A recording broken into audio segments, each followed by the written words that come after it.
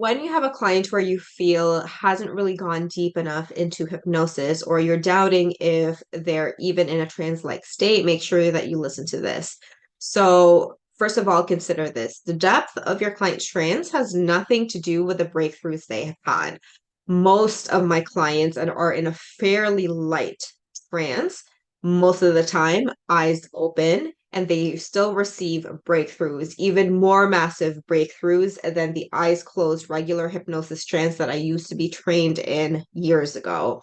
So, depth of trance has nothing to do with your client's results. And if you're someone who is keen on delivering client results instead of the hype of the hypnosis, then this is definitely the concept that you really want to embody within yourself. So, that is first. And second, when a client can't seem to be responding and they have that resistance, think of it this way. What types of techniques are you using with your clients? Because sometimes not all techniques will work for your clients. For example, as someone who is normally very hyper vigilant with a lot of with a big history of trauma, it makes sense that they're not going to relax on demand, right? And most hypnosis modalities are focused on this relaxation phase. So if you are using something like that, then it is actually quite normal for your clients to resist that, especially if they don't fully know and trust you yet. And so that's why they tell us to give a primer recording or an initial recording, right? That can potentially help your clients, but what you can do is, and this is exactly what we do in conversational hypnosis. I've had very hypervigilant clients myself, but I don't need to give them any of that recording because we start with a conversation. When you just have a conversation with your client about the problem, they will eventually start to open up to you.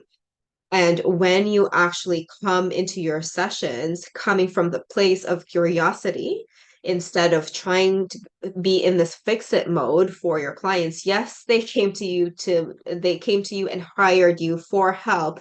But when you come into the session attempting to fix the client as if you know better, then they can feel that unconsciously. But instead, when you're able to just come in and be curious and just have a conversation about the problem, eventually your clients are going to let that wall down, let that guard down.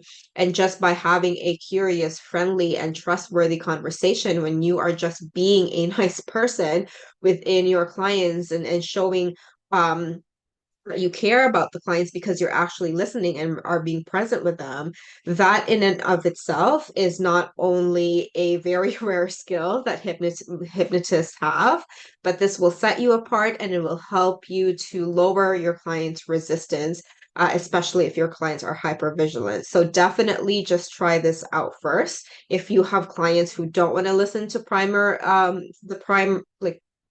recordings, then this is another way to help them to open up just by having that conversation, and maybe have an extra session at the beginning where you're just like, let's just have a conversation at first, and then maybe you can have your traditional hypnosis modalities afterwards to help really build that trust and rapport first. So I hope this helps. Let me know how this goes when you do try it out. Otherwise, I will see you soon.